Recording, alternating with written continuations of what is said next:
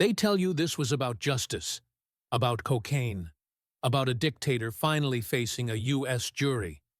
But look at the timing. Look at the escalation. Look at how cleanly the story was prepared. Legally, diplomatically, and psychologically.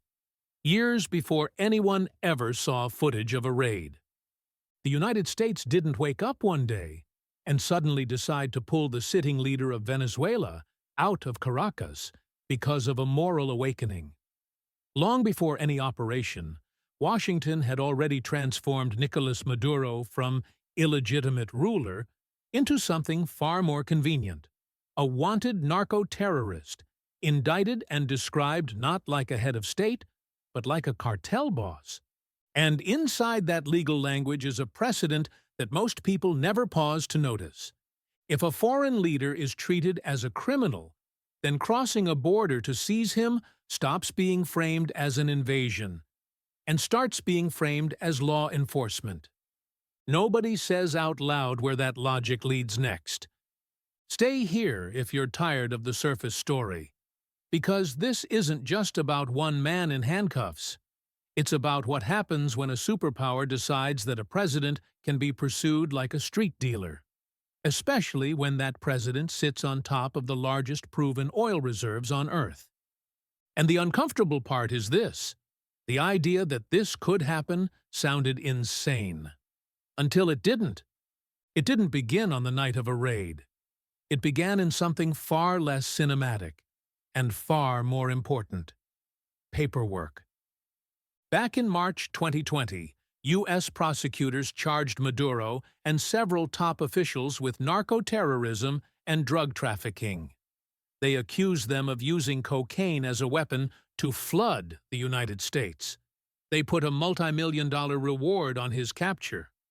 On paper, it looked like another entry in the never-ending war on drugs. Just another press release, another headline, another threat. But some people read it differently. Latin American jurists, former diplomats, security scholars, the kind of analysts who've watched the region long enough to recognize patterns, saw something else. They saw groundwork. Because there was a historical echo hiding in plain sight. Manuel Noriega in Panama was first indicted as a drug trafficker, and later removed during a U.S. invasion that was publicly sold as a kind of supersized arrest operation. Not regime change, not war, but a mission to capture a criminal. So when Maduro was indicted, the question wasn't simply whether the charges were true or politically motivated.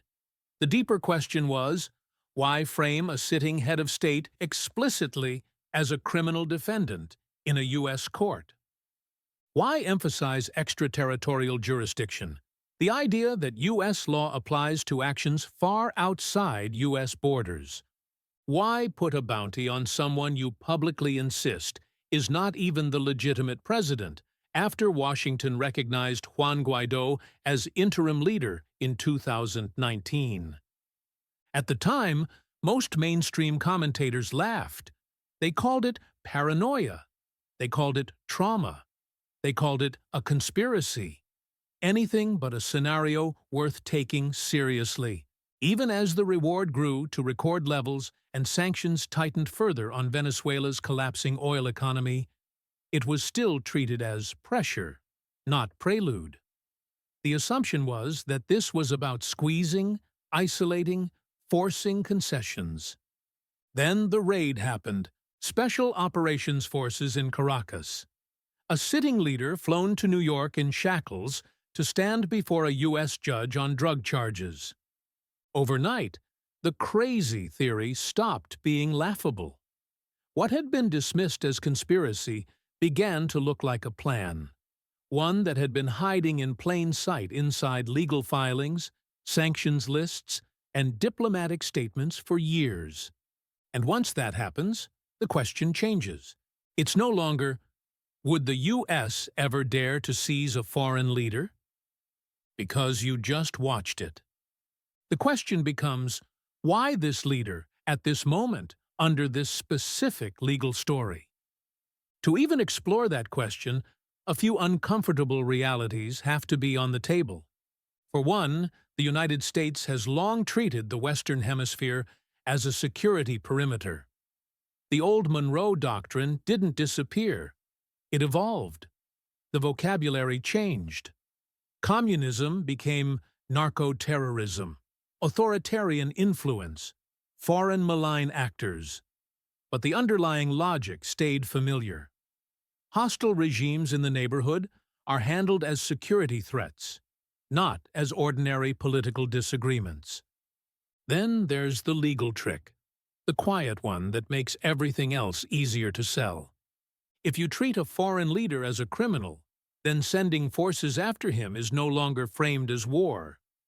It becomes law enforcement, at least on paper. That was the template with Noriega in 1989, when the invasion of Panama could be packaged as an operation to arrest an indicted trafficker. And once that template exists, it can be reused. With Maduro, the structure was already in place. Indictment in a U.S. court, a public bounty, a narrative that portrayed his government not as a political adversary, but as a criminal enterprise, weaponizing cocaine, laundering oil revenues, partnering with armed groups. Now layer something else on top of that. Venezuela is not just any collapsing state.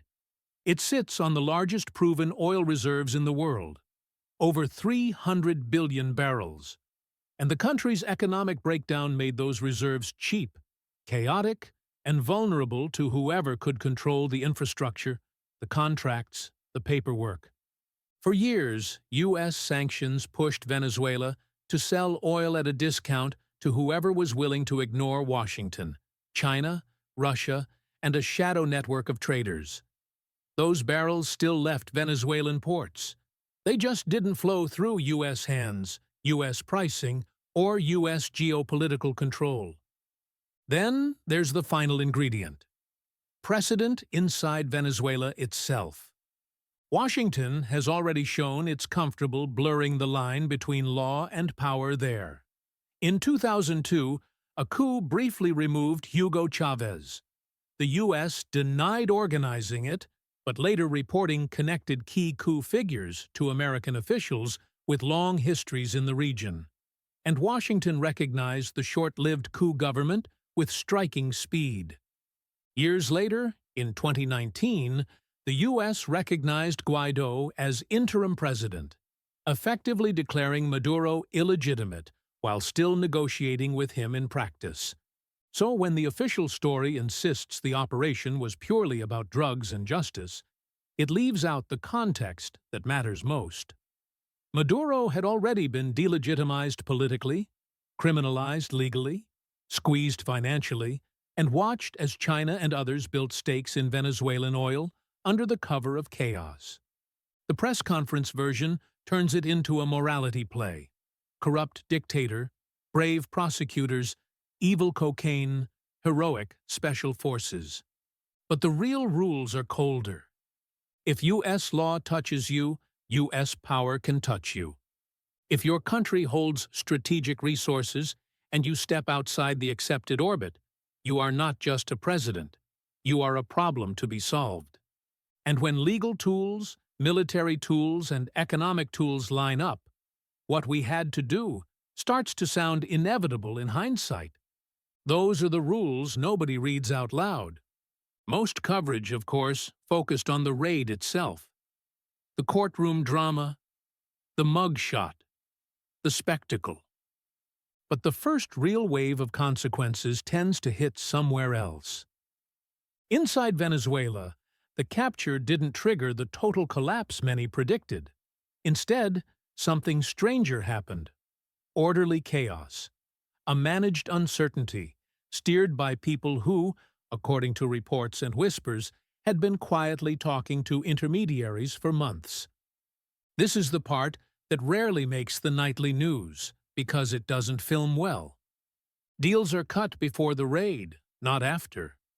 Transitions are drafted in private. Guarantees are floated. No massive purges. Keep the army calm. Keep the oil flowing. keep the streets quiet. So the first wave wasn't dramatic street fighting, it was psychological. Generals deciding within hours whether to denounce the United States or to act like this was an internal shift all along. Business elites calculating whether to stay loyal to a captured man in Brooklyn or pivot toward the people promising lifted sanctions and reopened credit lines. Ordinary Venezuelans realizing that the man who appeared on television as their president yesterday was now a defendant identified by a case number in a foreign court. Across the region, governments performed outrage on camera.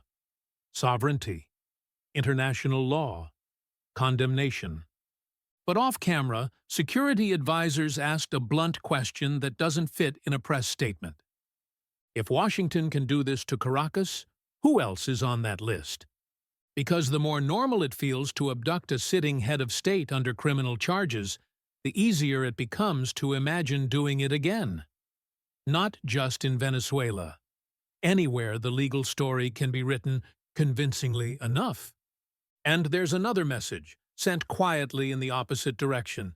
If your regime fractures, if your leader becomes indictable, if the streets turn, someone might come remove him and keep you in place, as long as you cooperate. That creates incentives almost no one talks about. Incentives for insiders to negotiate behind closed doors rather than fight. Incentives for elites to save themselves by helping manage a transition. Incentives for future strongmen to believe that falling out of favor could mean a prison cell in the United States rather than a comfortable exile. It's regime change, not as a dramatic invasion, but as bureaucracy. And once the headlines move on from the raid, the deeper game begins. The first thing that shifts is oil. Venezuela's reserves are a geological fact. Who controls them is a political choice. With Maduro removed and a more pliable interim leadership in place, Washington suddenly gains leverage over the flow of Venezuelan crude.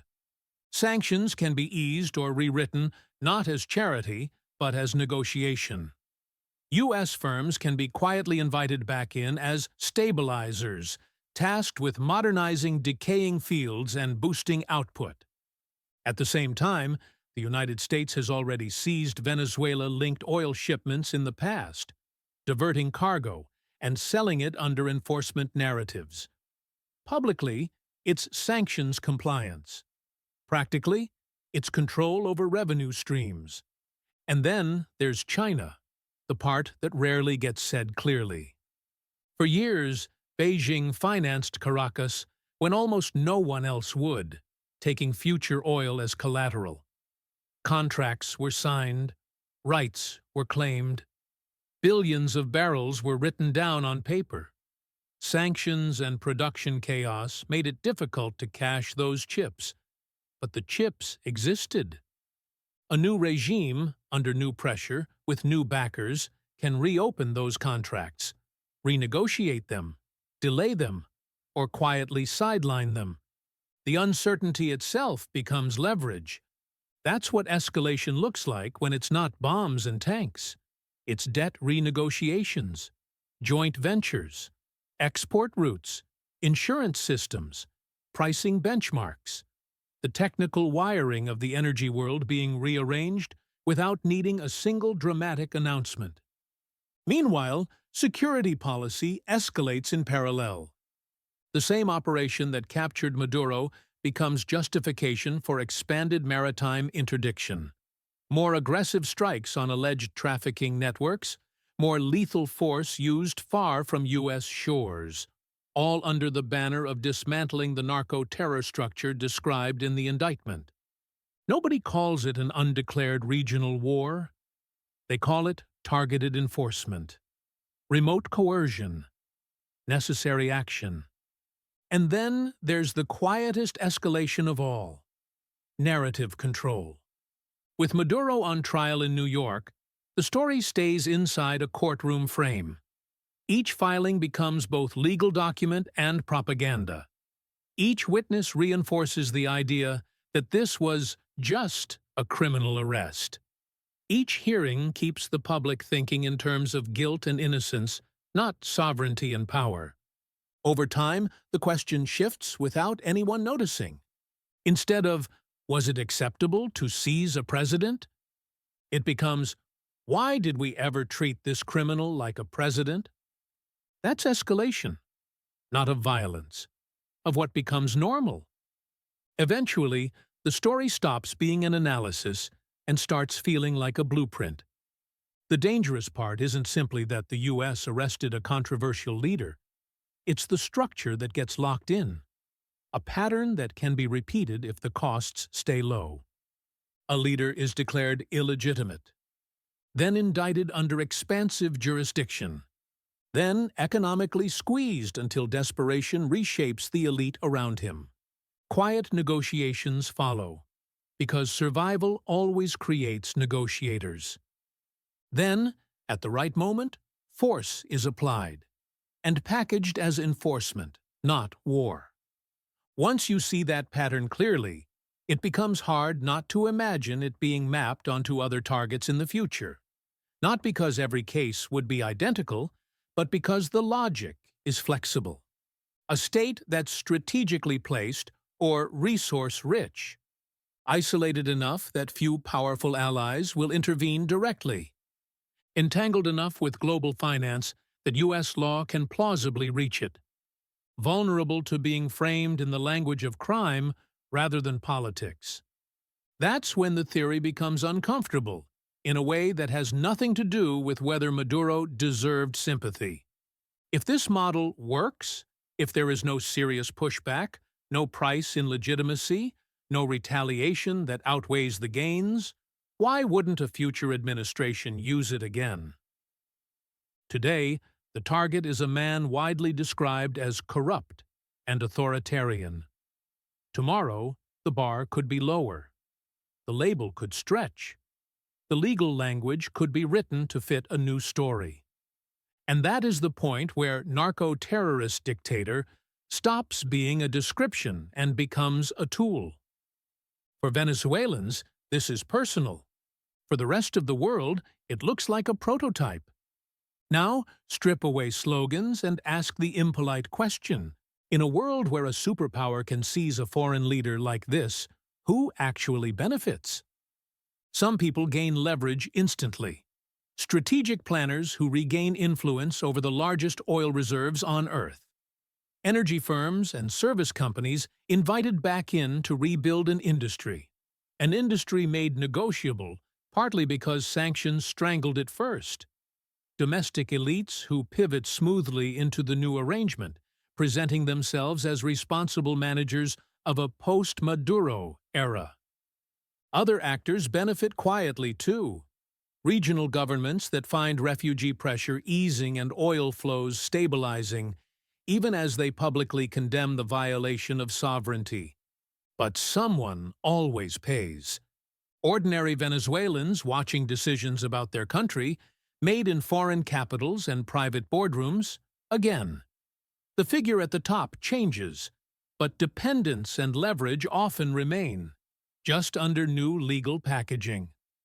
China, which poured money into Venezuelan projects, now facing the risk that contracts will be rewritten under Washington's influence, repayment delayed, access narrowed.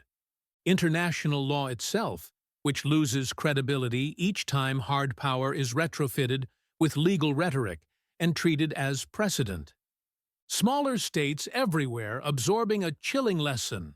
The line between sovereign government and criminal organizations subject to foreign raids is not drawn by the UN. It's drawn by whoever has the power to enforce their version.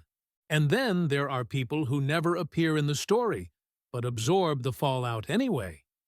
Migrant families who hoped their country's fate would be decided through politics rather than a courtroom in Brooklyn. Communities along trafficking routes facing intensified militarization as interdiction expands. Ordinary Americans absorbing long-term blowback, resentment, and the quiet normalization of extraterritorial action done in their name. When you lay it out like that, something ugly becomes difficult to ignore. The people with the least say tend to absorb the most risk. Maybe that's why the deeper analysis rarely shows up in mainstream debate. It's easier to focus on one villain in handcuffs than to admit that an entire system shifted a little further toward rule by whoever can get away with it. So what was the real reason the United States seized Venezuela's leader? Not the press conference version, the structural one. It probably wasn't only about cocaine. That story is useful because it provides a legal key, a moral frame, and a familiar villain. But it doesn't fully explain the willingness to take the geopolitical risk of raiding a capital, abducting a leader, and reshaping a region's balance. It also doesn't convincingly fit the idea that this was purely about helping Venezuelans.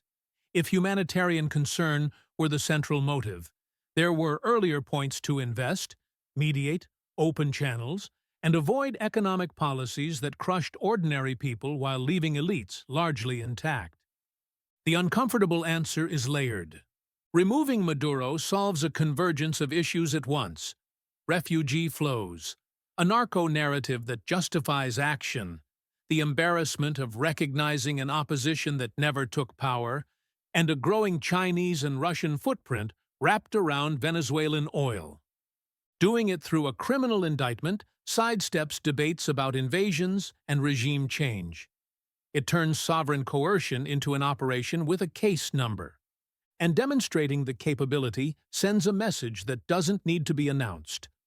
U.S. law can travel as far as U.S. force can reach, especially in what Washington has always treated as its near abroad.